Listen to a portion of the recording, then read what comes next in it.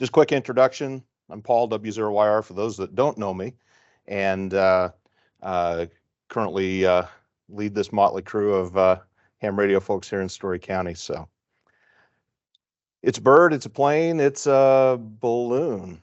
So we all about a year ago got introduced to the idea of high altitude balloons, and I think for a lot of folks, maybe they hadn't heard of high altitude balloons before, but they've been in use for a long time and serve some interesting purposes. We're going to talk about some special balloons today, and I've got a few topics that we'll cover. The first is, what is a radiosonde? And first up, there's a couple of different pronunciations. Some people pronounce it sonda.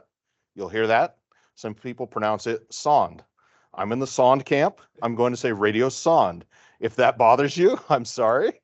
That's the way I pronounce it. So there's kind of split pronunciations there, but just know that that's there.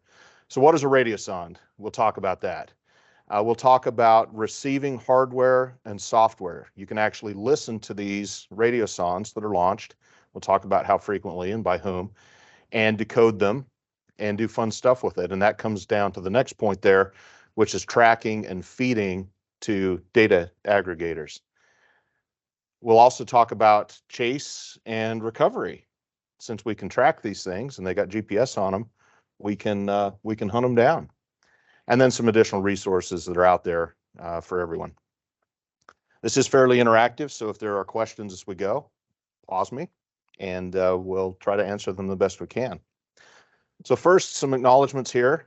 There's quite a few. I'll make this presentation available on my website, which is my old call sign, kb7vml.net, or you can go to w0wire.com. It'll redirect. But you can click on any of these links. They'll take you to some of these communities. The first is a group of folks that collect and feed aircraft data into aggregator sites called Airframes, and airframes.io is the website, and they have a Discord server that anyone's welcome to join.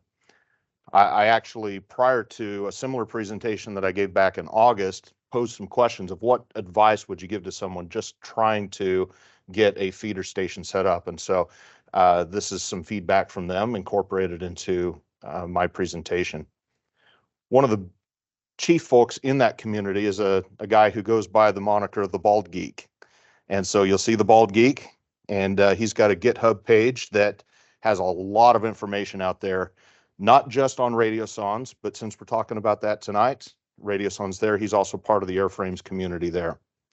The software I use, Radiosonde Auto RX, the site that I feed to, which is SondeHub, the tracker site that I use on mobile, and the wiki that's there. A little device I'll talk about called a MySondeGo. We'll talk about that. And then some reverse engineering out there with a group called Recessim. They're reverse engineering folks that are attempting to make use of these fun toys that fall out of the sky twice a day. So what is a radiosonde? A radiosonde, at its simplest, is a balloon-borne, battery-powered payload. We'll talk about the data that comes from that payload. And because helium's hard to get and very expensive, and they're launching these things twice a day, we'll talk about that, they typically are using hydrogen as a lift gas. So you'll see as I pass some fun stuff around, there's a tag on every one of these as they land that says, warning, if balloon appears to be inflated, do not touch the balloon. Balloon may contain a flammable gas and may explode if not handled properly. Sometimes they only partially deflate, very rarely, but that's the warning tag that's on each one. So they're using hydrogen. And if we look at the range that we're getting up to, we're at about 35 kilometers. This is the range here. So we're right at the top, really, of the stratosphere. And they'll measure all the way from the launch elevation on up to about 35 kilometers. And then the balloon bursts, and it comes tumbling down with a parachute. And they do that twice a day. Typical flight's less than 3 hours, usually closer to about 2.5. So I mentioned the data that they capture. They measure or calculate the data that they report via RF. That's the tie into the radio side of things. So this isn't ham radio, but it's radio and ham adjacent. So temperature, pressure, humidity, that's what makes it a radiosonde. You throw in wind speed and direction, which are derived, they're calculated from GPS and GLONASS and Beidou satellites that these receive, and altitude, which is actually technically geopotential height, but we'll call it altitude for the sake here. And those observations become a Raman sonde observation from a radiosonde. So you'll hear some of the folks get very technical about it being a Raman sonde. Really, it only becomes a Raman sonde observation off of a radiosonde if they're able to get the wind speed, direction, and altitude from it. And from a couple of sites in the US and multiple sites around the world, there are also specialized radiosondes. They're much more expensive, that they'll launch a couple of times a month to measure ozone. And so those go up and sample, have a lot of onboard, almost chemistry lab type stuff going on to measure that. So who uses them? Primarily the National Weather Service. They launch twice a day at 0 and 12 Zulu every day, 7 days a week, 365 days a year, from roughly 92 sites across the U.S., continental U.S. and the Pacific region. So out into the Guam and Micronesia and that sort of thing. So there's a lot of these going up, and therefore a lot of these coming down. Other users, space and near space users. So companies like SpaceX will see just prior to a SpaceX launch at their particular site, wherever that happens to be, balloon after balloon after balloon after balloon, each with a radiosonde payload. And they may launch 10 of these in the span, 15 of these in, yeah, the last launch. I mean, it's just, they're sending them up because they want to know what the upper atmosphere is doing before they launch to make sure that everything is accounted for in their launch. So you'll see them down in Cape Canaveral. You'll see them down in Texas when they did the recent launch down there. You'll see them out in Vandenberg, and some of the guys who are close to that will post these streams of just balloons coming up. We actually have a near space user fairly close to us that there's a little blurb on my website that you can go and look at. It was kind of a fun project. We saw a different radiosonde pop up, and we're like, what the heck's that? You'll see the predictions. Well, it also runs in reverse, so it gave us kind of a ballpark location.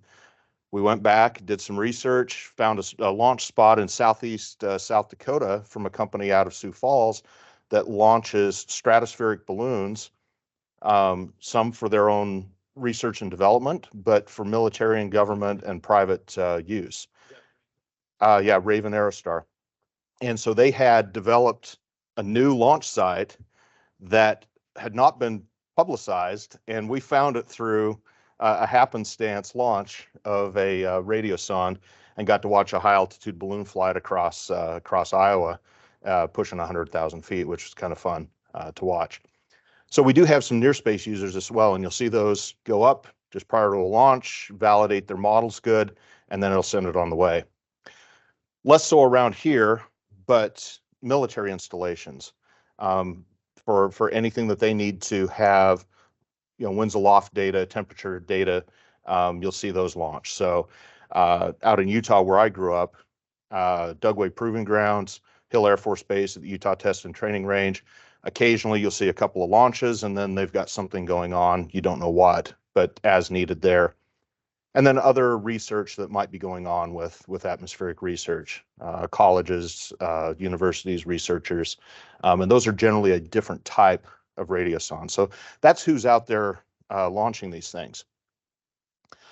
So let's get into the RF. We're radio folks, right? That's the fun part. In the US, we were kind of the outlier for a while.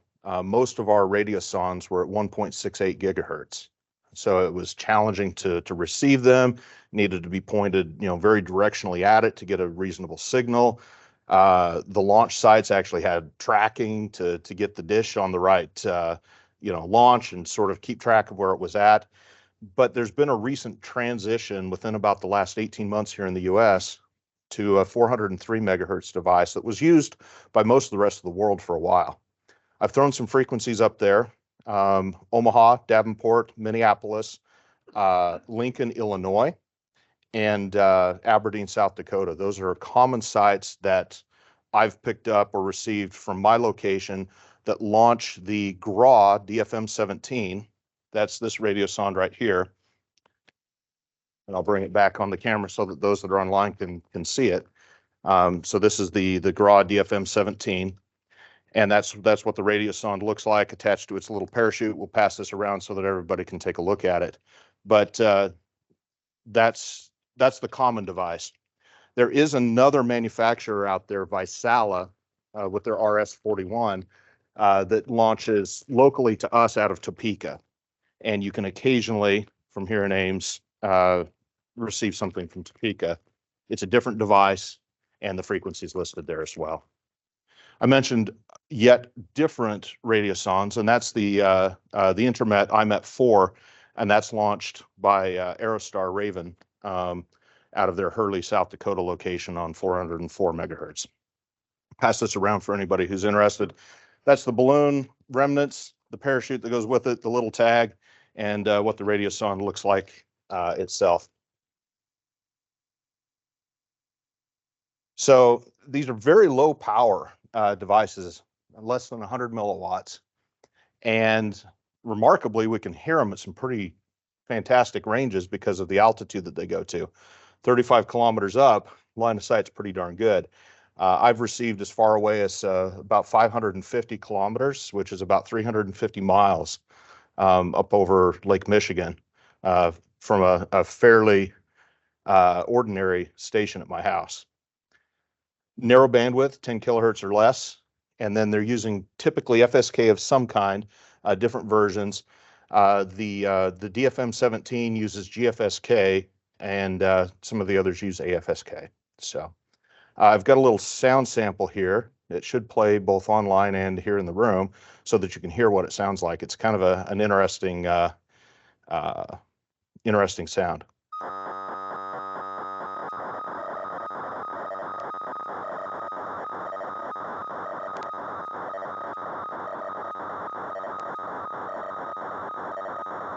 And that's probably enough of that. So what it's doing is it's sending a frame of data, a full frame, at least with the DFM-17, every second. And so you kind of hear that repetition in the signal once per second. It's broadcasting all of its information, and you're then able to receive it and decode it. So that brings us into the feeder. What's a feeder? Well, a feeder is someone who's decoding this data and sending it out to an aggregation site. And it can actually be a pretty simple setup. So as simple as a single board computer like a Raspberry Pi, an Odroid, or something similar. You can get more advanced. You can run laptops and little NUC PCs. But all it takes is something as simple as a Raspberry Pi 3. We don't need a lot of processing power to run just a single SDR. The RTL SDR dongle is a very inexpensive device. You can have them for about 20-25 bucks. And the version 3 that's out based on performance, this comes from the Bald Geeks website, comparing multiple SDRs to each other is one of the best performing. And so, single board computer, which if somebody's got an old Pi 3 that they're not playing with anymore, grab it. An RTL SDR dongle, an external antenna, and some feed line, and you're set up, as long as you've got internet connection, to start feeding data. So let's look at what that looks like overall. So forgive my basic PowerPoint skills here, but this is a little antenna outdoors. This happens to be up on my roof. And this is where we're getting our 403 megahertz FSK that's coming down to our RTL SDR dongle.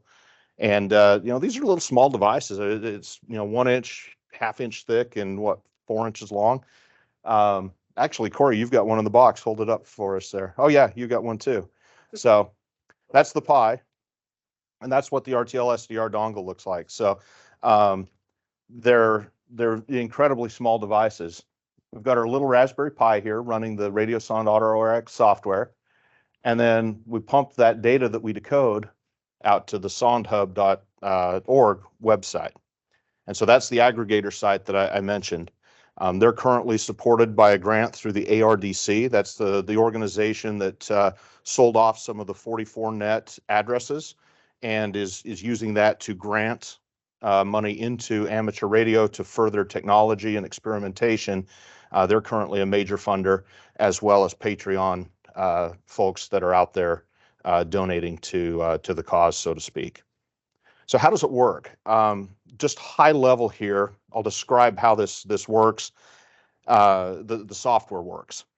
And I should have noted here too, we've got a little local client that can be on our local network. We can dial into the feeder and see what it's doing and tracking and whatnot. So how this works is really kind of ingenious, super simple. There's not a lot of overhead. The software is actually really just a Python script that's running out there. And it goes through and it scans the frequency range that you've designated. It goes through and it detects peaks up to a maximum that you've designated. It determines, using some correlative techniques, if there's radiosonde data present at that peak. And if so, then it tries to listen for it and demodulate it. If it's not, it goes back around and does it over again. If there's no peaks, or if it doesn't hear anything in about 3 minutes, it'll run another scan, identify peaks, listen, attempt to decode, and move on again. With a single RTL SDR, if it hears something, it's going to task that radio to that signal, and it will be locked there as long as it's able to decode data until it times out at 3 minutes of no data, and then it'll start back over again. With multiple RTL SDRs, or a more advanced feeder that I'll talk about here in a few minutes, you can designate one radio to a particular frequency once it hears something, and the other SDR will come online and begin scanning and attempt to do the same thing. So you can start to get multiple balloons decoded at the same time. Here in Ames, we're kind of in between Davenport, Minneapolis, and Omaha.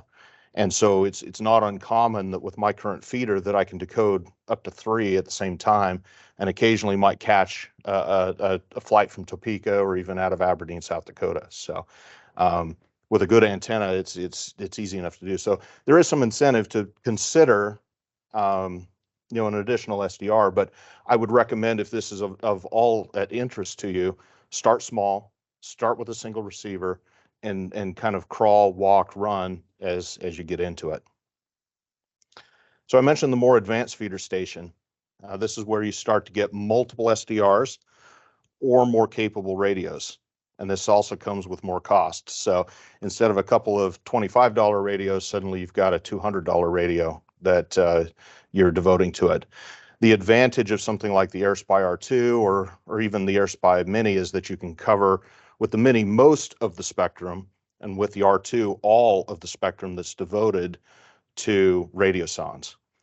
And so you're decoding the entire section of frequency, and can designate multiple receivers that are really only limited, or decoders, I should say, that are really only limited by the CPU power of your PC that you're using.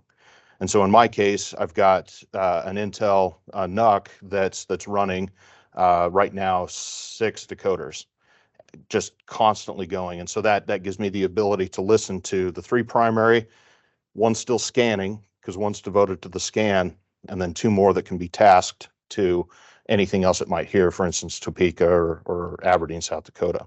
Yeah. The number of codes you've had simultaneously is? I've had 4 at once from here.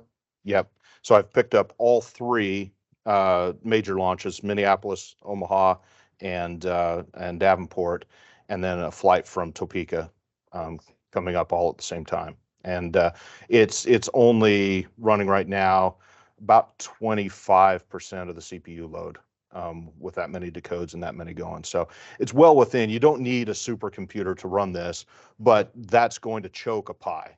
So if you do get into that range, Pi 4 is right at the limit of really what you can handle with an R2, maybe with 3 decoders. You might get a 4th in there, maybe, but it's going to max the CPU out there, and I would recommend a more robust PC. You can also start looking at things to improve your reception.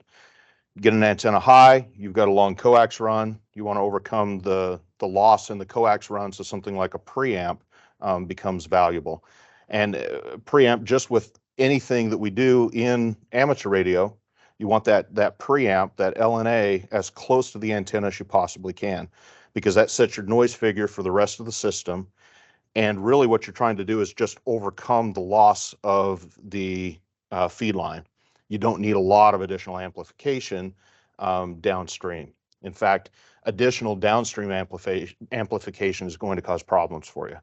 You don't want a lot of amplification past the preamp. So let the preamp do the heavy lifting, get a good signal down to your radio, dial your gain down, do the adjustments that you need to do, and you're good to go. At that point, you're going to need a way to power that preamp that happens to be 30 feet on your roof. And so you can either figure out a way to run power up, or you can use the magic of what's called a bias tee. I always, did I say always enough? Always recommend a physically separate bias tee over the bias tee that's incorporated into the SDR radio itself. Some of them will power, but sometimes they're noisy. You'll actually see a raise in your noise floor when you turn on the bias tee feature. And unless you've got it on an external powered USB hub, your computer's going to struggle to deliver enough power to drive the radio and the bias tee at the same time. If you don't use a preamplifier or you don't use an active antenna, you do not need to send. Really what we're doing is we're injecting 5 volts after the radio, and I'll show in the diagram what that looks like, and sending it up the coax. And the preamp on the other side is splitting that out and saying, oh, thanks, 5 volts DC, I'll take that. And the RF still does its thing to get past it. So I'll pass this around, leave it in the static bag if you would for me, just because I don't want to cook it, but that'll give you a sense of what they look like. They've got a really funky power connector on the side. Dave's seen them before. It's the preamp style. It's a single post with a little tab on the side. It's just what it is. I don't know why they don't use a more standard one, but you can pick those up for a few bucks on eBay, shipped from China, AliExpress if you're patient, and so that's there. Once you start getting multiple SDRs on your system, it's important that you have a way to power them instead of just directly from USB off the PC. A lot of times it won't handle it, or you'll see a significant improvement actually in performance of the radio once you're supplying external 5 volts DC to it. So I do recommend an external powered hub. There's a link to Amazon there. I should have said in the beginning, it was a disclaimer at the bottom. If they're Amazon links, they are affiliate links. So just know that I may earn a small commission off of any of the Amazon links if you click on them. But these are devices that I personally use and recommend, not something that, you know, I'm steering you to just because I make money or something. So if you've got 2 or more than 2, 2 is really kind of the limit you can squeeze out of a typical PC or Pi. But if you're beyond 2, 100%, you need an external USB hub. Or if you're doing that bias tee, which again I don't recommend, but if you're using bias tee at all, external power would be strongly encouraged. So let's look at a similar diagram that kind of depicts what we've got going on here. So we've got a couple of ores here. So we've got same antenna. We've stuffed our preamp as close to the antenna as we can get. We've got our bias T injector here.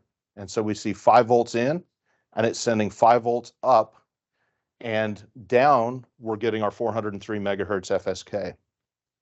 It splits that off right here. So on this side, all we've got is RF. On this side, we've got a combination of the 5 volts and the RF going up the feed line. And then that feeds into our either multiple SDRs or a more capable receiver. And then at that point, we've either got a Raspberry Pi or we've got a little mini PC. In my case, natively running Linux, I just blow Windows away and it's what it is. And whatever. You buy them, they come with a Windows license, and then I guess you could throw grub on there and dual boot it at some point, but I just blow it away and run Linux and everything's happy. You can still connect locally as you would with that local client just over your own network.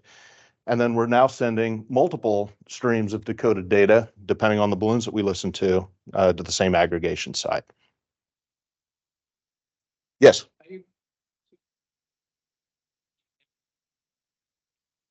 I don't in this presentation, but I can mention that. So the Klaus's question for those that are online and may not have heard is, let's say that you're bringing down one coax and you've got multiple SDRs that you're splitting it into. There's a few options that you can use. You can use a passive splitter. There are actually some out there that aren't half bad. They're used for like cable TV distribution. That's a fairly low cost. We're not transmitting, and so they work fine for our purposes. There are also some powered distribution. Mindberg is a company that makes some stuff that are active devices that essentially they're amplifying, but they're only amplifying back to 0 dB. Keep in mind that every time you split, you're taking half the signal and sending it to one radio and half the signal and sending it to another radio. So you're effectively dropping your received signal. Now, some of that's overcome by the preamp, but you need to factor that into your overall system. And so in my case, I decided to go with a single AirSpy R2 rather than messing with splitting that off into multiple RTL SDRs. I was doing that for a while, and then it grew into I'll make the investment in the R2 and go that way. So great question. Really two ways that you can approach that is take the hit and the loss with a split that's 50 ohms, 50 ohms, 50 ohms, knowing that you're dividing it in half or by 3, and hope that your preamp overcomes that, or invest in a device that provides an even split there. Mindberg, decent devices used by a lot of military organizations that want to take a single antenna and feed multiple systems, and that's what they're designed to do. I think they even go out to like 10 or 20 different devices that are capable of feeding off a single antenna. I want to say that they're start at about 60 or 70 bucks and go up to several hundred depending on the number of ports that you need. Yeah. Yeah, and yeah, great point. Is pretty soon you're to that R2 point by the time you start adding a lot of this stuff in. So, did I duplicate that slide? I duplicated that slide. How about that? I'll fix that before I distribute it. So let's talk software. I had that little logo up there for the Radiosonde Auto RX, and I explained a little bit of the theory behind it. But let's talk a little bit about where we get it and what we do with it. There are two approaches that we can use. We can either build it natively on the system. I'm in that camp. Or you can deploy a pre-built Docker image. I find Docker to be an absolute pain in the tuchus, and so it's just what it is. Docker has some huge advantages that basically you're taking a container and you're deploying it, and it doesn't matter really what you deploy it on. It just bolts on to the infrastructure and it runs and does its thing. But I grew up playing with Unix and Linux since the 90s, and so I just kind of build it natively on the system, and I'm comfortable doing that, and I'm playing the command line. So I should say too, I build all my systems headless. It's just what I do. I don't need the overhead of a user interface, and so it's what I do.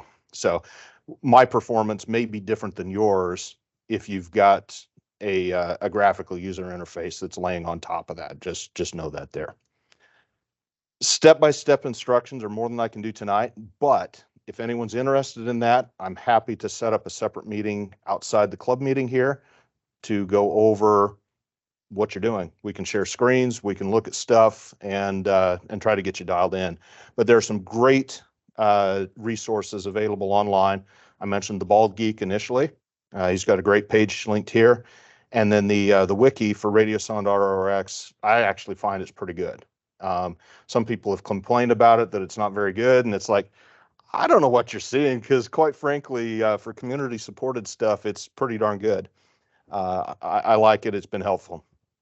Give you a lot of information too about making fine adjustments in your station and what you can do there. So you get it installed, you get it configured, you're now going to start feeding data. Hopefully, you can keep it to yourself if you want to, but do the community some good and get it out there on the internet for everybody, is kind of my view on things. And so you can feed to SondHub. I mentioned Patreon donors and an ARDC grant. There are other aggregator sites, ChaseMapper and Radiosonde.info and a few others out there that are kind of small. Really, SondHub has taken over that ecosystem with a very good user interface, very good back-end stuff. You can see a lot of the data through some Grafana dashboards, and it's really kind of cool to see what it does. But you can feed to other aggregator sites. Do note that while in the past you were able to feed to the APRS infrastructure, they do currently block all Radiosonde traffic because it was causing a lot of network congestion. So you will no longer see that stuff out there on the APRS network. Ted.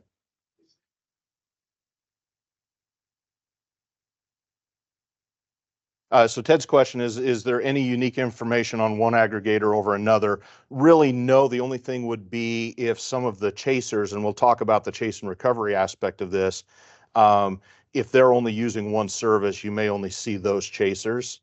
For instance, ChaseMapper won't show up on SondHub and vice versa. So that's really all that you get. As far as the Radiosonde itself, you're going to see the same data that's out there. Now, the predictive tools, the historical tools, the analysis tools that are all part of SondHub, honestly, in my opinion, put it way over the top of any of the other community sites that are out there. They've done really a phenomenal job. So, good question. So, a few tips, and these all come from the airframes.io Discord. I've got GitHub on the mind tonight, apparently. And these were the tips of someone that's just starting out. What do you recommend? And the first is that they recommended to fine tune your receiving station for data collection, get it dialed in for that piece, not necessarily for recoveries. So they were really of the mindset of just feed data, don't go chase. But I think that they'd had some bad community experiences in the past. It can get kind of competitive in some areas, pretty cutthroat, frankly, that's mine and you're on my turf, and we're not that way in Iowa, and it's not a big deal. Get your receiving antenna outdoors, up in the air, and as clear of obstacles as you can. You'll see that mine's not ideal. It's on the kind of eve of my roof, but it's as high as I'm going to go, and that's where it gets to live, and I've got pretty good performance out of it. But the higher you can get it, the clearer you can get it, the better it's going to be for you. Another tip was to invest in an LNA early on, get it as close to the antenna as possible. Another was to make sure that you're not just letting the system dial in your gain. Use tools like SondHub and watching your received data, using SDR Sharp or GQRX to fine tune your gain. And really what you're looking for on those is to adjust the gain to the point at which the noise floor starts to increase with an increasing gain, and then back it off just a bit. And so that establishes a point at which your gain, additional gain, is just resulting in an increased noise floor. You won't get better performance out of your station. And so that takes some work to do, and a little bit of time. I mentioned external bias T devices. They perform better than the onboard. USB hubs powered can improve SDR performance. Start simple. I mentioned the crawl, walk, run idea here. Get one receiver and then build up. Don't try to start something big and have a lot of complexity that you've now got to troubleshoot, because it will be challenging to figure out where the problems are at in your setup, in your and to troubleshoot those. And then the last one, which is a rule that I broke, and I'll tell the story here. I broke it about 8 weeks ago. I forget when it was, is when you're making changes to your station, do one thing only, and then wait and see what it does, and then add another thing. So what I did is, in very quick order, I had replaced the antenna that I had on my roof with a higher performing antenna that I'd actually got from Bill Meeker. Refurbished that, repainted it, got it up there. And within a couple of days, I also had a new preamp up there, and I reran the coax down. And so suddenly I've got multiple things. And as soon as I pulled everything together and moved my feeder uh, onto that system instead of where I had it, suddenly I was decoding nothing, literally nothing. And so it's like, what did I change? And every time, I mean, I've got a 2-story house. So every time I'm making a change, I'm having to hike up the ladder, which is, 20 some feet in the air. It's a 26-foot extension ladder to get up there, fiddle with it. All right, I'm back down. Nope, didn't fix it. Back up. And I can only do this during the launches, either at 0 Zulu or at 12 Zulu. And so it was a challenge. I eventually figured out that I had made a very boneheaded mistake and purchased mistakenly the wrong preamp. I purchased a 434 megahertz preamp on accident, just in a hurry. Like, okay, I know that's the preamp I want. Click, click, boom. Didn't even look at it. I mean, it's etched literally right on the front, 434 megahertz, and the cutoff is sharp enough that it was 60 dB down. There's no way I'm hearing anything. And so that was the issue. Moral of the story: change one thing only, measure the performance, and then change something else. So take a measured approach. Don't be like me. So what does my current feeder station look like? Well, these are a couple of photos that are far from professional. You can kind of see in the background. So what we've got here is on the roof at the edge of my house. You can see the antenna here, a little enclosure for the preamp. You can see the same thing here. This is the antenna. This is a different system for ACARs that we can talk about sometime if anyone's interested. But it's up there. It's doing its thing. It's a Comet GP9, which quite frankly sucks for high elevation. It's a very low radiation angle. But for receiving far stations, it works very, very well. And what I found is that if anything's flying directly overhead or in an angle that, I might, need something with a little more elevation, it's strong enough that I'm hearing it anyway. So I find that this antenna, even though you wouldn't think it's ideal for overhead reception, is actually working very well for me. So it's roof mounted. I've got about 45 feet of RG213, maybe not the best, but it's what I got. I've got a physical bias T shoving power up, a little Intel mini PC, AirSpy R2, and then the other there. I've got 6 receivers, 3 full-time tasks to Omaha, Minneapolis, and Davenport, and then one that's just constantly scanning and tasking potentially the other 2 receivers should anything pop up. And the 403 megahertz preamplifier is not yet installed in that box. That's the story that I mentioned. So I've got it mounted back on the plate. I was going to do it. I had a chance to work from home on Tuesday, and I was going to do it right at 5 o'clock, and it was still kind of windy and cold. And I said, "Yeah, I'll do it another day." So maybe Saturday we'll get up there. So what can I do with that? Well, here's just an example. You'll see here that I'm receiving 3 different. This one's showing an old, so I've received it a little bit more than 3 minutes. And so here's the one out of Davenport, here's the one out of Omaha, and the one out of Minneapolis. The decodes here, the range at the time of reception is 200 to 270 kilometers. Signal noise ratio, all of the data that's coming off of those, and then you can get in and look at some of the history there. So this is the last 6 months.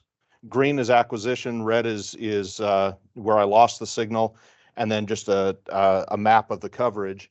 And you can see here over Lake Michigan, and then up north of Watertown, South Dakota, a little ways, roughly parallel with St. Cloud for one coming out of Aberdeen, which is right about here coming across. So this is coverage. There's obviously not a lot of flights here because most of these are going to fly various directions, and then Davenport and Minneapolis, both there. This is a couple of flights coming up out of Topeka, picking up some of the RS-41s there. So lots of balloons, twice a day, kind of fun. And the new antenna has made a big improvement. The AirSpy R2 has made a significant improvement, and I'm confident that once I get the gain dialed back in, that the preamp is going to make a big improvement as well. Are you? Just this right now. Yeah. So it's what it is. Now, would I go out and buy a GP9 to do this? No, I wouldn't. But Bill generously offered it. It was a 17-year-old antenna, I think he'd said. So it was an older antenna. The paint had worn off and was down to bare fiberglass, and so I went through and filled it in and spray painted it and refurbished it to get it back up there. It should last another great long time. We didn't break any of the waterproofing that was on it, and so it's doing great there. So I mentioned the chase and recovery part of this. This is kind of the get out and get active kind of part. So SondHub is out there, and they're aggregating all of this data from these feeder sites, and they can also provide predictions of the flight. And so I'll jump to that website here at the tail end of the presentation just to show what that looks like. It's kind of fun to see where one's at and where it's going, and maybe if somebody's chasing it there. Typical ascent, and sorry, I'm not using freedom units. I'm trying to do everything meters and whatever else. It just makes sense. Everybody talks meters, and so it's what it is. So about 5 meters per second on the ascent rate. The descent rate typically is pretty variable. It's going to fall real fast in the beginning. As the atmosphere starts to thicken up, you'll see it slow to about 10 meters per second, tail off to about 5 meters per second, unless the parachute gets fouled, in which case it's coming down like a rock, and it'll be 10 or 12 or 15 meters per second, pretty much all the way down. And you'll see that the prediction will start to move back closer and closer to the origin on the SondHub side. It's real time taking the flight data off of the radiosonde and predicting where it's going to land based upon the wind models and where it's being observed at. Most feeders are far enough away that usually about 1,000 feet, sometimes more, off the ground, you'll lose it. In some cases, we've had flights out of Omaha that somewhere over Independence, Iowa, we lose them, and they're still at 10,000 feet, predicted to land somewhere, honestly, over in Illinois or even Wisconsin. And so when they catch kind of that jet at about 30, 40,000 feet, they can just sail. It's pretty fun to watch them. And usually I lose them about 8,000 feet at that distance, and there's no one over there to feed. Hopefully Corey will help us out with that and feed some out in that direction. He's in Cedar Falls. So I mentioned the MySonde Go. So for recovering, there's a few ways that you can do, and I'll talk about this here. I think it's the next slide up. But the MySonde Go is a little device based on a little LoRa TT-Go board that actually allows direct reception of the radiosonde when it's in range. And with a companion app, it will map exactly where it's at by decoding the data. And it really is easy mode for recovering. You can walk right to it when you're done. Or if you like, you can break out your radio direction finding tools if you like a challenge. And then when you're done, SondHub, I'll talk about that here in a couple of slides. So story. I liked Pat's last presentation of some stories interspersed here. My first recovery, and I blame Kent for this, NU0I. He started all this, at least for me.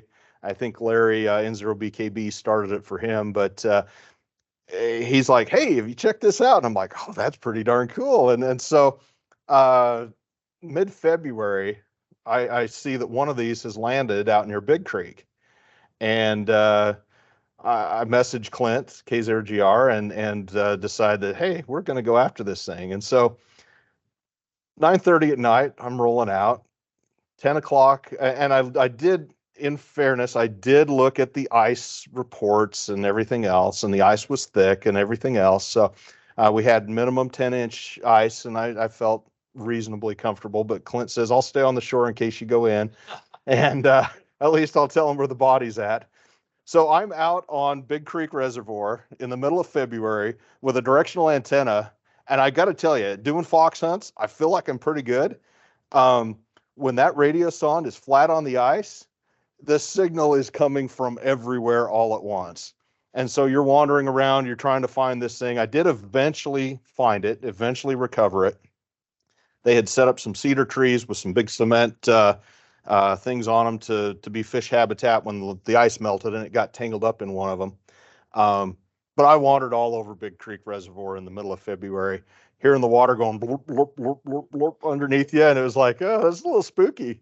But thank goodness for yak tracks and thick ice, and we had some fun and lived to tell the tale. But you don't have to do that for your first. Just keep in mind that they're out there. And I will say too that if anyone is interested in doing this, let us know.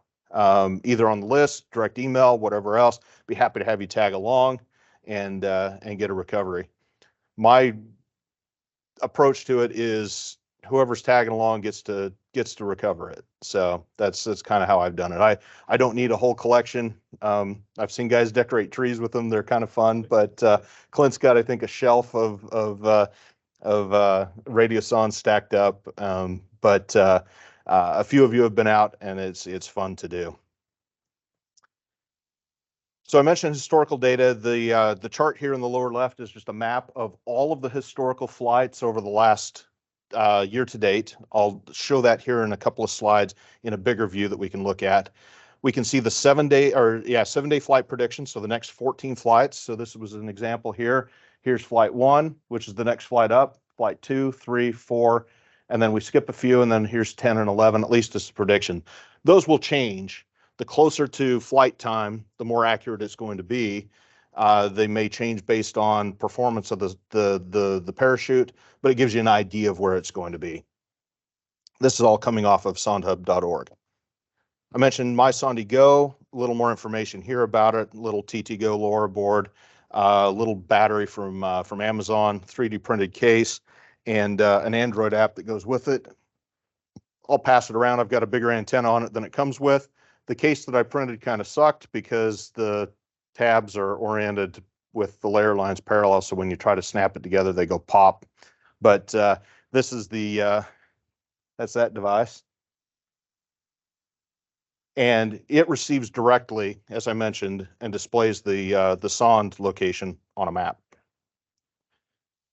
So some tips here. Use that website for predictions. Use it for last received parameters, and you'll get an idea of where the final position is probably going to be. If it's still transmitting, and they'll transmit for about 6 hours, so you've got some time to get out there, just on the lithium batteries that are on there.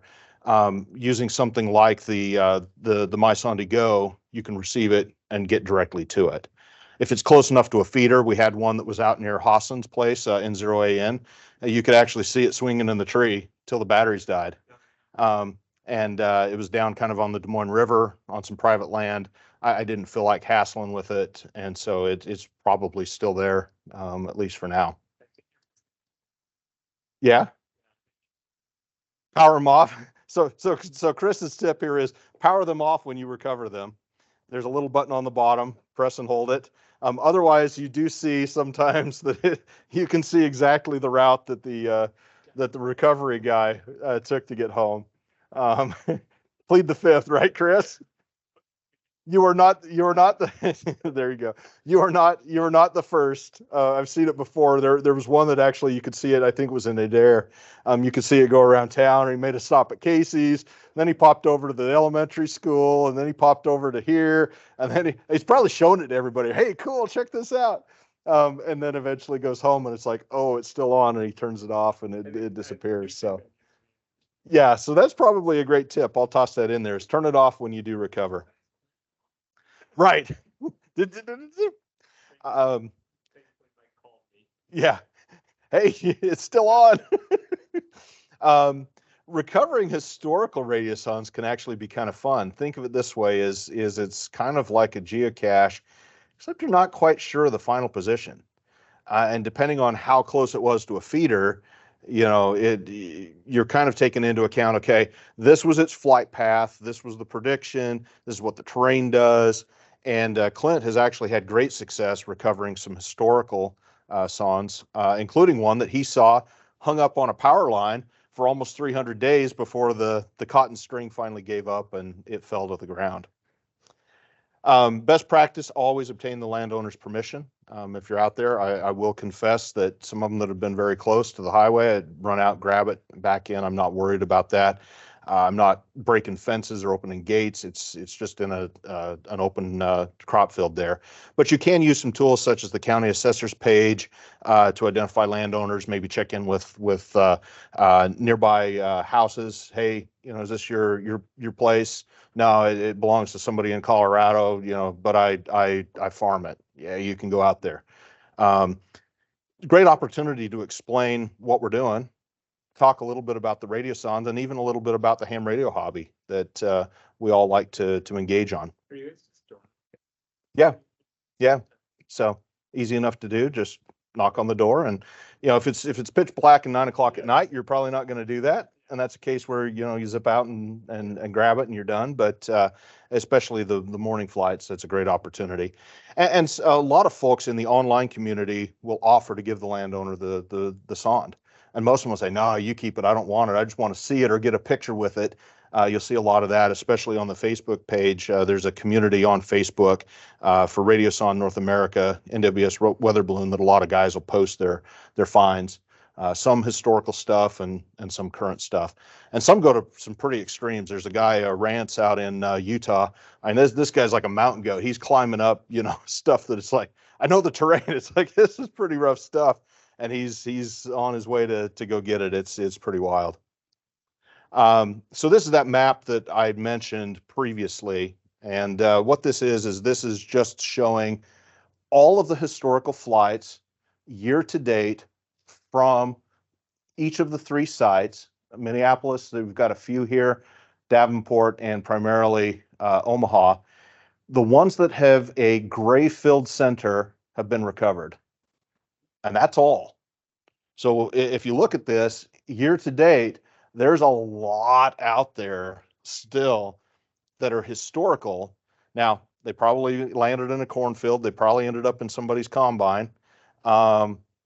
But as you start looking over the winter, now that the crops are out, these are just landing on the ground.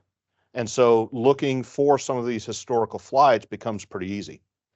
So this is just an example. The darker the color, the closer it was to ground when it lost its last feed. So what you'll see over here is these colors indicate that, these might be 6, 7, 8,000 feet when it lost signal, and so it could have ended up over here or somewhere else. These are going to be very close to their final prediction, and much more easy to recover. So that's the advantage of getting some feeders out in other areas of the state. So some pictures. Sorry, Mike, you're on here. These are some recoveries that we've had, and kind of fun to see them. So this was Mike's first recovery here. Out in a harvested field.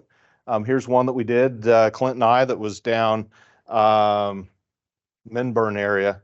Right along there was an old rail trail that they built kind of diagonal into Minburn. We walked across there, and it was just off the trail at the edge of a field. This is what they'll typically look like in the daytime. And then Clint's little picture here of one that was taunting him all year, hanging on a power line there. Clint's not here tonight, so he can't tell you the stories, but you'll notice a little mud. These are stories. I'll paraphrase here. He went out looking for some of these historical sondes, contacted one of the landowners, and they said, "Oh yeah, sure, hop in. We'll take you out there." So they're cruising along in the UTV, and it gets stuck in the mud. And so he gets out, and the landowner gets out, and pretty soon they're all muddy, and shoes are stuck, and everything. So it can be an adventure, especially in the spring. But that's part of the fun and getting out and doing it.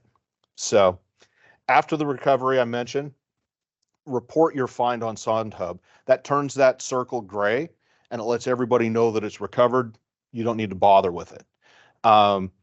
The NWS previously wanted these back, and they would actually attach a return postage to it.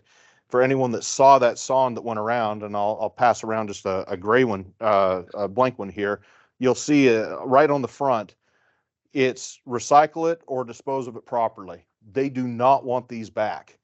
And so that opens up the potential to repurpose these devices on amateur frequencies. In red might be a little hard to read. Important note, we are not licensed to transmit on the frequencies that these are programmed for. So don't just crank them up and play with them. We're not licensed. We want to be good stewards of that. Just know that we're not licensed at 400 megahertz. But this is where the fun comes in. The Vaisala RS-41 has already got firmware hacked for it that can be programmed onto the ESP32 that's on board there. Those are coming out of Topeka is the only one that's close. But what's cool is on that reverse engineering site that I mentioned in the beginning, Recessim, they've been doing some work, and you'll see here that the RS-41 firmware has been tweaked to run on the GRA DFM17. And so right now it's still experimental, but they've been able to get the Horus, which is a 4FSK, I believe, and APRS transmitting in 400 megahertz in the ham bands off the DFM17. So there is some experimental firmware out there. Takes a little bit of work to do, but just know that that's out there on the horizon, active community developing it. And so we're very likely to have some cool, this is the guts of the one that I just passed around. If you take a look at it, little antenna stock, and you can see the board. It creates something that now is very hackable for us for experimentation and for other uses. Very low power, less than 100 milliwatts, but for a small tracker or high altitude balloon flight on the cheap, it becomes pretty attractive. No one's quite certain what the National Weather Service is paying, but ballpark, a couple $100 per device. And so there's a lot involved with each of these. That becomes, again, attractive to us to be able to play with. So report your find. They don't want them back. We can play with them. And what more could you ask for? So let me hop out here. I've got Q&A up, but I'm going to open up just real quick here as well the SondeHub website, just to show everybody what this looks like. So I'll open it up for anyone here in the room. I do have a mic that I can hand you, and if you've got questions, I'm all ears. And anyone online, go ahead and speak up rather than just raising your hand. I am sharing the screen, which makes it so that I cannot see anyone with their hand raised.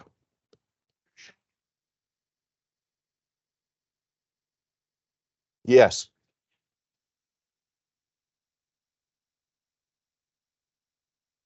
They do these exact same things. So actually, if I zoom back out here, you'll see that's a great point, Ted. So here's the U.S. and all of the flights that are currently in progress. These launch times are standard really worldwide. And so you can see here's Europe with all of the feeders and all of the various sondes that are out there right now. They launch a lot of RS-41s almost exclusively. So the DFM17 is really kind of unique to the U.S. right now. It's not the only place to do it. Australia, a few others are DFM17 users, but yes. Yep.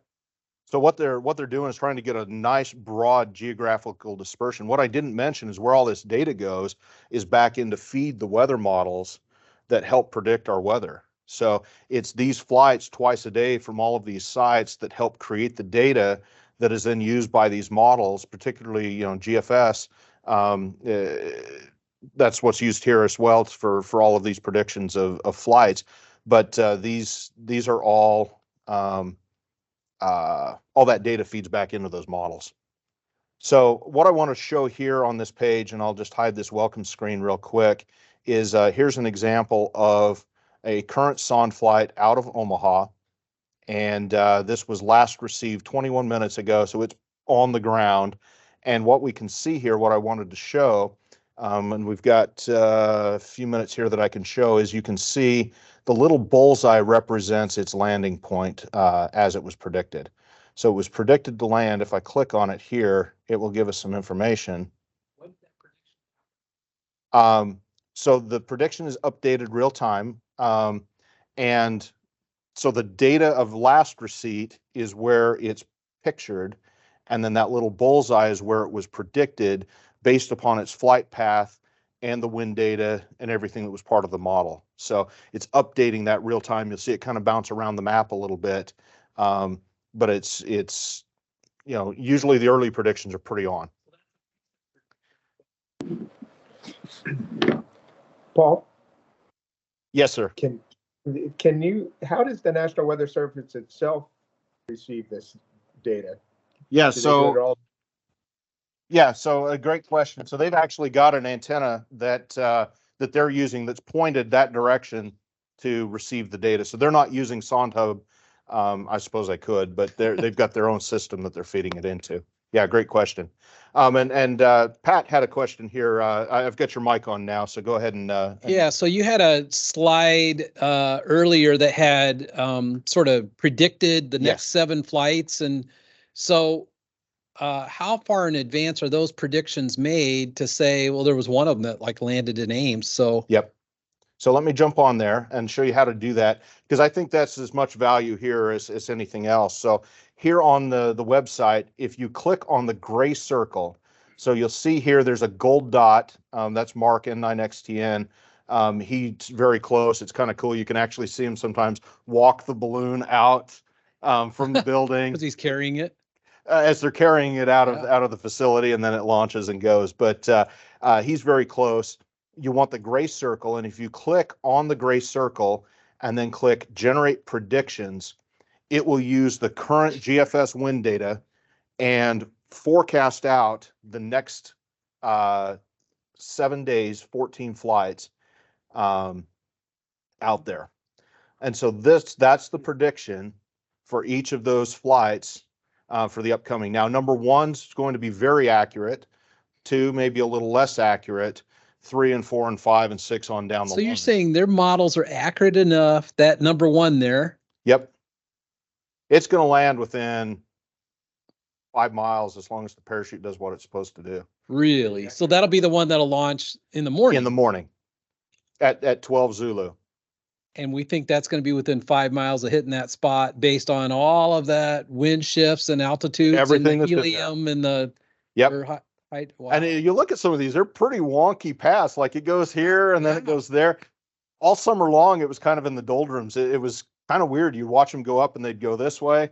You get a little higher and they come back and then they come down. And there was one that landed within a mile of the National Weather Service. Like it launched, went to 35 kilometers and landed within a mile of where it was launched. And then you get some that end up over in Illinois. It's truly awesome to watch. But no, to get the predictions that you're asking about there, Pat, click the gray circle, click Generate Predictions, and it will get you what you need. Now, I've kind of cluttered up the map here, so what you can do is you can zoom back into that same location. I'll get back in there, and you can click Delete, and it'll clear those all off. You can also get the historical, and this is where I generated for the whole year, but you can come down and say, okay, show me just the ones that landed in November, and hit Fetch, and it's going to plot every one of those on the map, and it's done. And I'll zoom out here just to show everybody what we're doing. And Is there a so way to see the predicted versus actual? not with the current data, but it all exists in a database behind the scenes. Wow. Yeah, absolutely. Right. It could be way off. Yeah. So that's why I say the descent rate's pretty variable. But so that's every flight that was in the month of November out of the Omaha location, and you can see them all there. I do want to show something else that's kind of cool. So let's zoom back in on this guy. Today's flight. And this is where if you're setting up a feeder, there's some information that can really help you kind of fine tune your setup or see how you're comparing to others. And so if you click on plots over here, it will open up the Grafana dashboard for that particular sonde and give you all of the data that came off of it from all of the feeders. So reported altitude, all of the temperature data. So you can see here, we were down to -60 centigrade up there. pretty cold. You can see the horizontal and vertical, all the descent rate. The part that I like for a feeder, which is kind of cool, is when we get down here. Let me get, sorry, it's hard to see the dark here. So I can see for each of these stations what the signal to noise ratio was that I reported into SondHub and how I compared to stations in a similar area. So let's grab Chris here.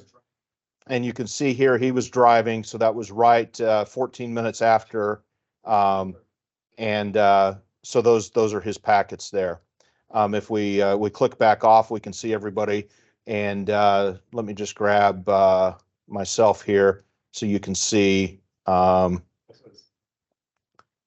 clicked too many times, so you can see here. These losses are, again, lobes in the pattern and whatnot. It's where it's advantageous to have multiple feeders, even in a similar geography. And then I keep clicking off of that, sorry. Let me zip down here. I should have had a mouse. You can see how you compare to other stations maybe around. So here's N0AN Hassan, and you can see that he fed 6,300 packets out onto the site versus my feeder here that only decoded 2,400 out to the site. And various here. So that's one that's fairly far out. And so I probably lost it at, 10 or 12,000 feet versus Hassan, who's further west, higher tower, preamp, those kind of things, received it a little bit lower. So it offers a great way to compare your station and see, darn it, I keep doing it, to see how you compare to others in their reception there. I'm going to give up here in a second. What I wanted to show here is you can see how those packets overlay on each other there as you go. So if we grab myself there again, you can see the number of packets that were fed to click on here to the site, the packet counts by time. So it just gives you a sense of how it's performing and what it's doing. As a data geek, it's fun to look at. So. Other questions? I've probably got 2 more minutes here that I can take a couple of questions. Chris has got to go. He's got to go play water polo or coach. So any other questions? Any online? It's certainly possible. The big sky theory is out there. They do meet FAA requirements as far as size and construction and everything. So theoretically, if it gets sucked into a turbine engine, it's not going to cause a problem, but I don't know of any. Yeah, I don't know of any. Back in the old days when there was some amateur balloons that were being flown, they used to use a radar reflector. Mm-hmm. Do they have any? They don't have, I didn't see any. No, nothing for, radar reflector. Those are required if they're larger weight. These are small enough that there's no requirement under FAA. I think it's Part 100 regulations. So aircraft could receive the signal. Theoretically, they could receive it and do. So, all right, I'll stop sharing here. Last call online for anything or here in the room for any questions that anyone may have.